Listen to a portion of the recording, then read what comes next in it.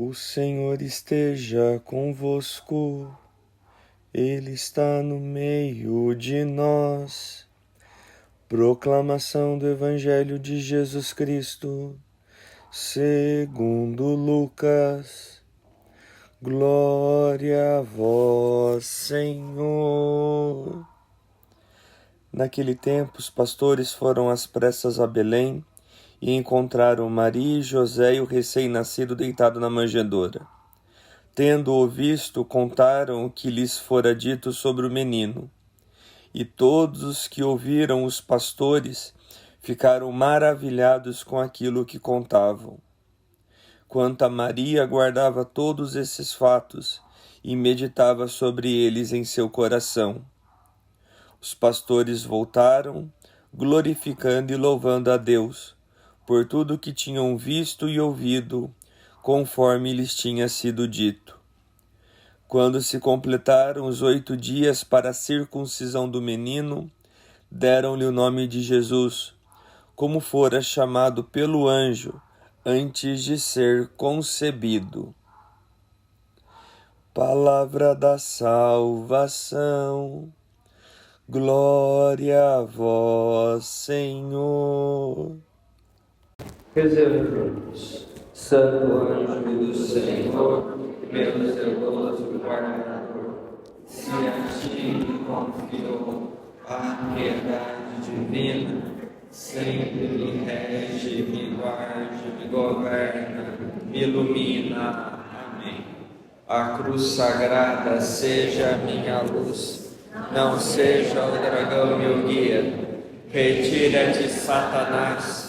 Nunca me aconselhe coisas vãs, é mal que tu me ofereces, bebe tu mesmo do teu veneno. Levanta-se Deus, intercedendo a bem-aventurada sempre Virgem Maria, São Miguel Arcanjo e toda a milícia celeste, que sejam dispersos teus inimigos e fujam todos quantos os odeiam. Em nome do Pai, do Filho e do Espírito Santo. Amém. Meus queridos e estimados filhos e filhas, no Antigo Testamento, ali logo após a formação de Israel constituído como um povo, e já ali vivendo na terra onde corre leite e mel, presente dado por Deus a eles, Israel criou uma tradição de que em tempos deveria haver um ano que eles começaram a dizer que seria um ano totalmente dedicado ao Senhor. E nesse ano, dentro desse ciclo, haveria de acontecer muitas coisas, como por exemplo, a libertação dos escravos, a restituição à terra de quem perdeu, serem revistos casos de pessoas que transgrediram a lei, e aí dando mais uma oportunidade para poder voltar o coração a Deus. Também celebrar e agradecer a Deus pela colheita, pelo fruto da terra, pelo alimento que eles tinham nas suas mesas. E esse ano foi chamado, e nós repetimos isso até hoje, como o ano da graça do Senhor. E aí depois, com o Novo Testamento, o surgimento da igreja, enfim, em mais ou menos 1300, o Papa da época, sendo inspirado por Deus, entendeu que também precisava de tempos em tempos proclamar o ano da graça do Senhor. E esse ano nós hoje conhecemos como o jubileu, que é o jubileu, que é um momento não apenas de festa, mas também de voltar o coração para Deus. E aí a igreja, com seu discernimento, aí começou a proclamar esse ano, uma vez por século, depois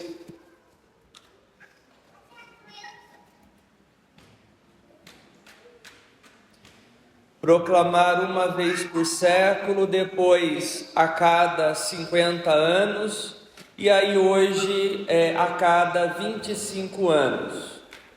Então, o Papa Francisco, na celebração do Natal, com a abertura da Porta Santa em Roma, que é o local de peregrinação, enfim, proclamou então o jubileu ordinário, que nós vamos viver esse ano da graça do tempo do Senhor durante todo o ano de 2025. O último jubileu foi proclamado pelo Papa João Paulo II no ano 2000. E aí os papas, de acordo também com o seu discernimento, no intervalo de 25 e 25 anos, podem também proclamar um ano da graça do Senhor de forma extraordinária. E foi o que nós vivemos no ano de 2016, quando o Papa Francisco proclamou o jubileu ordinário, focando especialmente na misericórdia de Deus. Mas então agora nós vivemos já o ano da graça do Senhor, e aí o tema que o Papa Francisco propôs para o jubileu do ano de 2025 é a esperança, ou como lema, peregrinos de esperança. E aqui, quando nós falamos da esperança em Deus, significa o quê?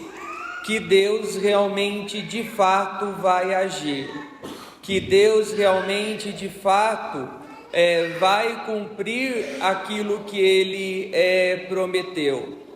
Quando nós falamos do dom e da esperança em Deus, é acreditar que Deus sempre será fiel, mesmo quando infelizmente somos infiéis. Mas para que a gente consiga de fato experimentar a graça, a presença e o cuidado de Deus nas nossas vidas, precisamos também fazer a nossa parte.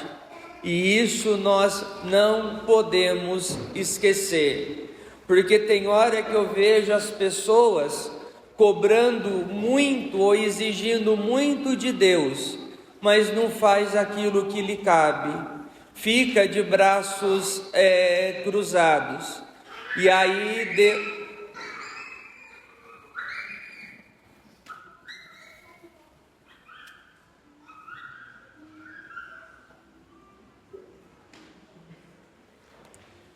Então Deus, para que Ele possa agir, Ele precisa da nossa parte.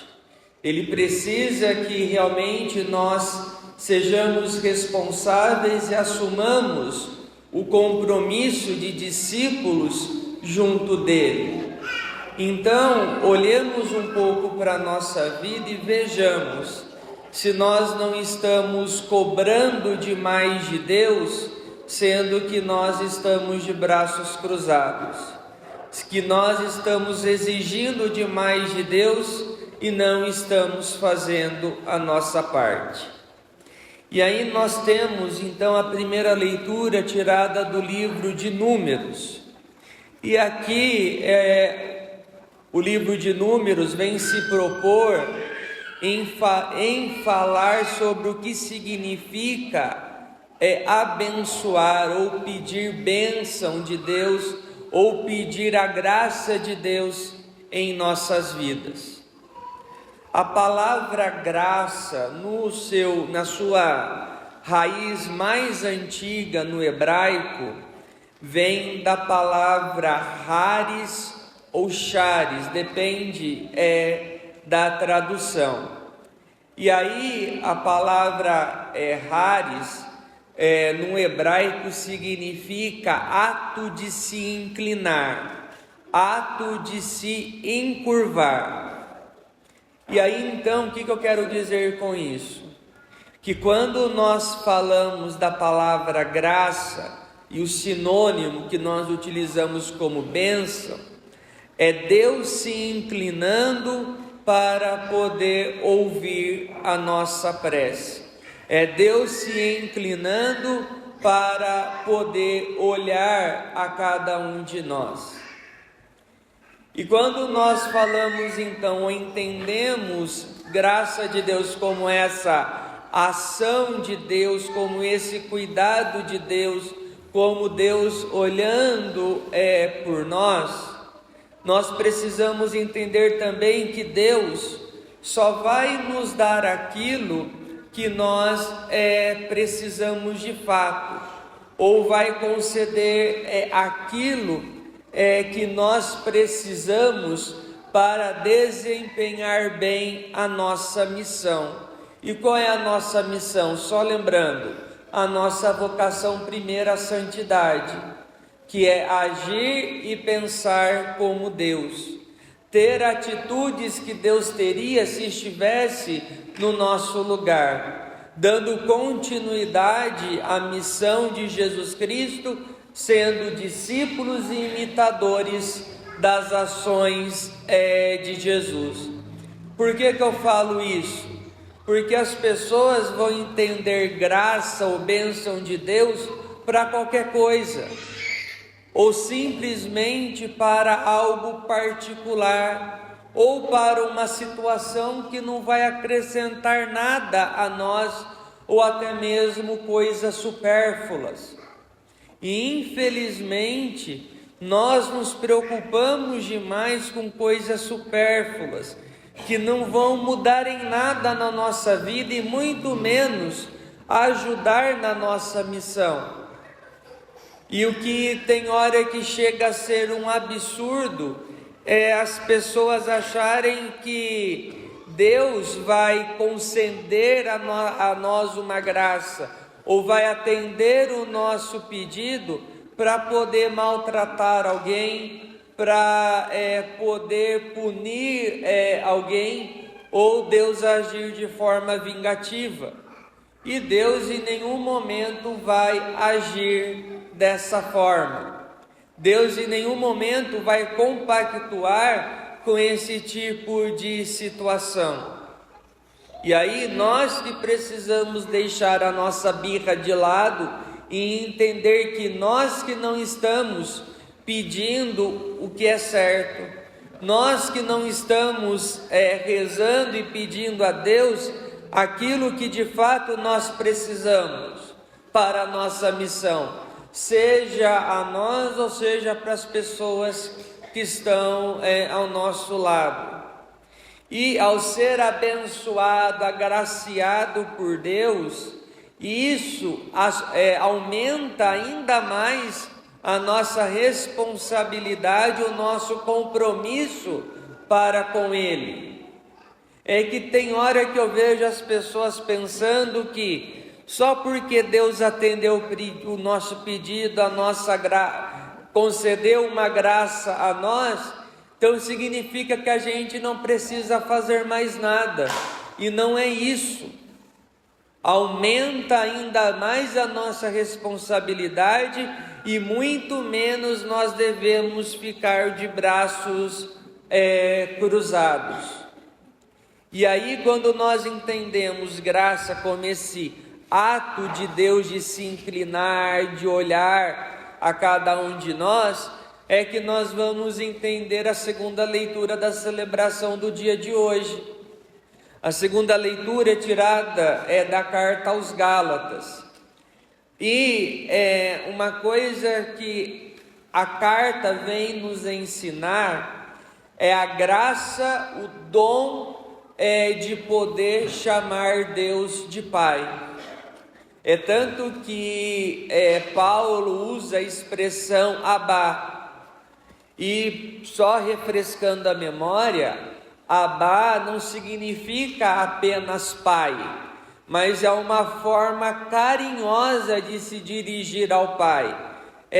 Traduzindo para o nosso papai, papaizinho.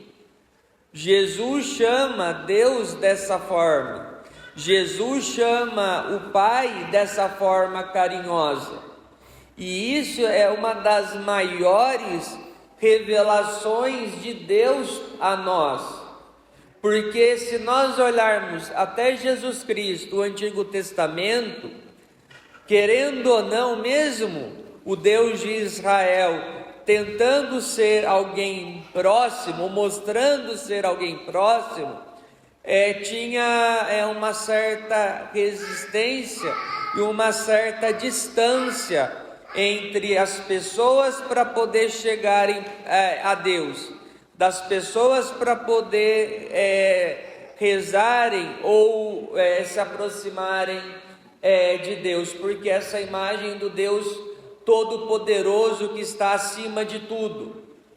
E aí em Jesus Cristo, essa imagem desse Deus Todo-Poderoso, que Ele é de fato onisciente, onipresente, enfim, vem mostrar essa proximidade, onde não precisamos criar obstáculos e muito menos nos distanciar de Deus, porque Ele se quis conhecer como Pai, papai, papaizinho, enfim, como Jesus Cristo nos ensinou.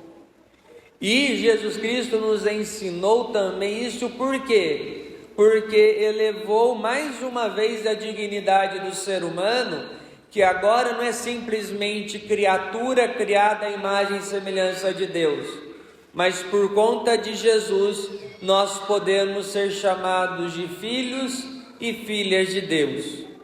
É algo que nós precisamos vivenciar e agradecer a Deus todos os dias por esse ensinamento e mais ainda por essa revelação. Mas só que nós não podemos esquecer que mesmo chamando de Deus de papai, papaizinho, tendo essa proximidade, se precisar seremos corrigidos, se precisar seremos exortados, se precisar Deus vai dizer, não vá por esse caminho, vá pelo outro, não siga nessa direção, vá pela outra direção. E aí nós que precisamos estar dispostos a acolher e entender que as correções de Deus, as chamadas de atenção que Deus possa nos dar não é de uma forma de um Deus carrasco, mas um Deus que ama, que se importa e que não quer que nenhum de seus filhos se perca. E é isso que nós precisamos também entender de fato. E aí o evangelho da celebração conclui toda essa nossa reflexão. É interessante que nós escutamos que os pastores às pressas foram para Belém e aí começaram a anunciar Jesus Cristo. E olhando no tempo de Jesus, os pastores aqui em questão, de acordo com a mentalidade daquela época, seriam as últimas pessoas que Deus iria se revelar, ou seriam as últimas pessoas a falar de Deus. Mas foram os primeiros que avistaram a estrela, foram os primeiros que foram reconhecer Jesus ali junto de José e junto de Maria. E isso é mais um ensinamento de quão importantes e especiais nós somos aos olhos de Deus e que a palavra de Deus, que a salvação é para todos, sem exceção. É que eu sempre repito isso, é que tem hora que as pessoas acham que elas podem dizer quem merece ou não estar próximo de Deus, ou quem merece ou não estar salvo. Nem a igreja fala sobre a lista de condenados. Nós temos a lista daqueles que foram salvos, que nós acreditamos e chamamos de santos e veneramos dentro da igreja. Mas aqueles que foram ou não para o inferno, nem a igreja tem autoridade de dizer esse foi, aquele não foi, esse foi, aquele outro não foi, porque isso cabe a Deus, a misericórdia de Deus e ao julgamento particular que cada um vai ter quando partir dessa terra, ou se formos nós a contemplar a segunda vinda de Jesus. E isso precisa ficar claro. Mas aqui, gente, não estou dizendo que se a pessoa errar, ou no caso, cometer algum tipo de delito, crime, enfim, que não tem que ser responsabilizada. Não, tem que ser responsabilizada sim, porque não prejudicou apenas a si, mas a outros. E aí a justiça dos homens tem os seus caminhos para isso. Concordemos ou não, mas é o caminho que nós precisamos seguir. É que tem hora que eu escuto muitas pessoas assim: a vida é minha e ninguém tem nada a ver com isso. Concordo, a vida é sua e ninguém tem nada a ver com isso, até o ponto em que você cometer um delito grave, porque não diz mais apenas a você, mas também a outros que infelizmente foram prejudicados. Aí não adianta vir reclamar, murmurar, enfim, vai ter que prestar conta sim nessa terra. E se por um acaso isso não acontecer aqui, vai ter que prestar contas junto de Deus, e podem ter certeza que a pessoa terá que prestar conta sim, não apenas da sua vida, mas daqueles que foram prejudicados ou infelizmente perderam a vida pela irresponsabilidade de outras pessoas. E aqui me chama a atenção mais uma vez no Evangelho sobre a figura da Virgem Mãe de Deus e nossa mãe, que celebramos também no dia de hoje. Maria guardava tudo no seu coração. Essa frase ressoa várias e várias vezes nos textos bíblicos. E isso é um ensinamento da Mãe de Deus em que sentido? De não tomar nenhuma decisão precipitada ou no calor da emoção. Aprender no tempo de Deus também a esperar, a pedir a Deus discernimento para ver qual caminho, qual decisão tomar, seja ela qual for. E quando eu escuto que Maria guardava tudo no seu coração, é nessa atitude que quando Jesus, no auge ali da sua entrega na cruz, mesmo com a lança transpassando o coração de Maria, como foi profetizado no dia da apresentação de Jesus no templo, Maria começou a entender o que significava a sua missão em gerar o Filho de Deus e o que significava a missão de Jesus Cristo. E aí é nessas atitudes que nós vamos conseguir também enxergar qual é a nossa missão, qual é o nosso papel e o caminho que nós devemos trilhar. Nós estamos encerrando um ano e começando o outro. Aí nas redes sociais nós vemos muitas pessoas com vários propósitos, mas o que mais me incomoda é que tem hora que tem pessoas que todo ano é a mesma ladainha, desculpe a expressão, que tem tem pessoas falsas que não quer mais saber, que passou ali por alguma injustiça. É sempre a mesma reclamação, é sempre ali o mesmo sentimento de injustiça ou de vitimismo. E aí, o que é pior, começa a criar propósitos que fogem da realidade, ou propósitos que não dizem respeito a si. Nós não podemos tomar propósito pelas outras pessoas. Não, que o outro vai ter essa atitude, que o outro não. Isso não existe.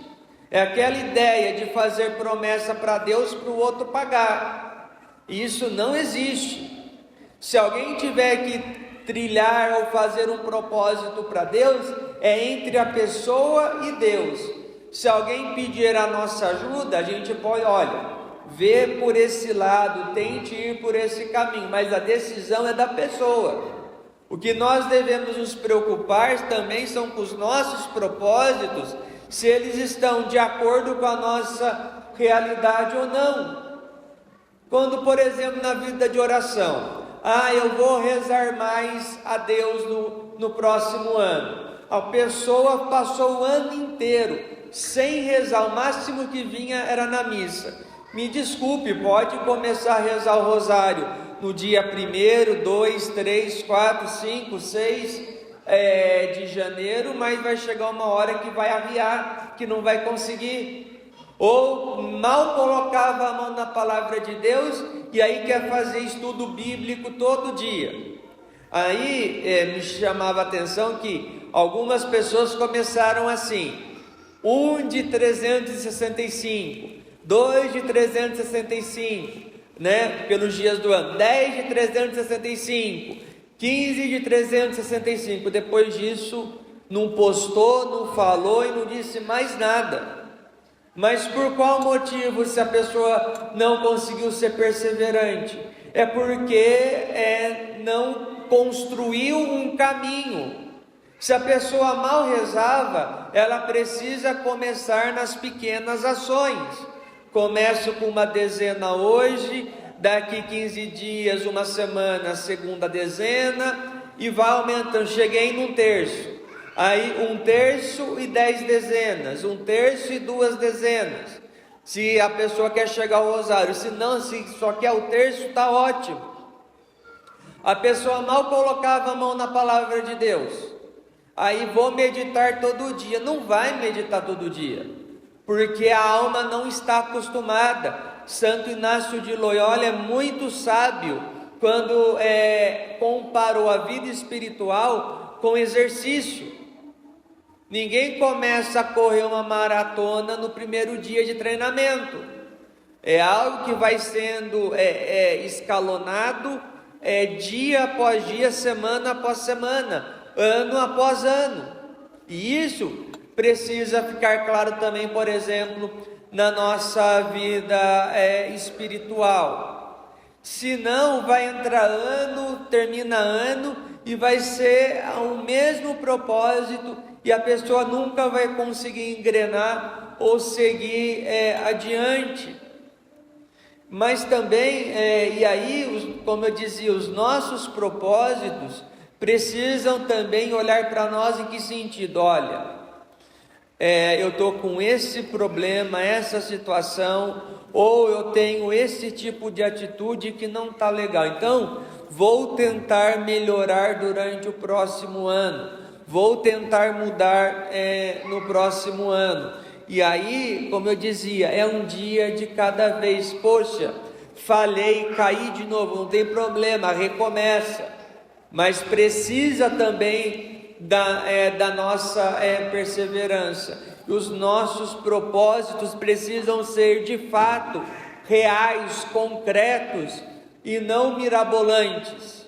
E podem ser propósitos a curto, médio e a longo prazo, não tem problema, mas precisam gerar também em nós transformação e conversão. Se não, me desculpe, será apenas palavras jogadas ao vento, será apenas mensagem bonitinha que será disparada nas listas de transmissão no WhatsApp, será simplesmente um texto bonitinho para ser colocado no Facebook, no Instagram, no Twitter, e não vai passar disso. Não vai passar disso. Então, em vez de ficar ou querer se mostrar aos outros, faça você e Deus, e ninguém precisa ficar sabendo disso. Não precisa ficar expondo isso, porque é realmente algo muito particular de cada um.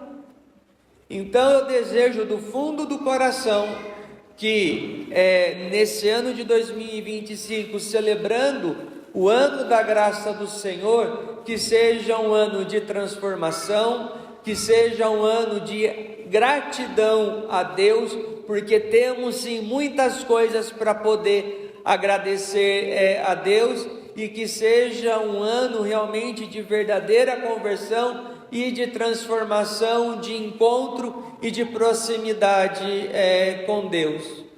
Que realmente nesta Santíssima Eucaristia, Deus nos ajude e nos dê a graça e o dom da fidelidade, que possamos estar sempre próximos dEle, e que ao entender que nós somos filhos e filhas de Deus, e que podemos chamar Deus de Pai, Papai, Papaizinho, que nós possamos corresponder a tanto amor, a tanta preocupação e a tanto cuidado que Deus tem, não apenas por nós, mas por todos, sem exceção. Repito, que seja o ano da graça de Deus na vida de todos nós. No instante de silêncio, ainda sentados, meditemos sobre a palavra de Deus e que ela dê seus frutos na vida de cada um de nós. Louvado seja nosso Senhor Jesus Cristo.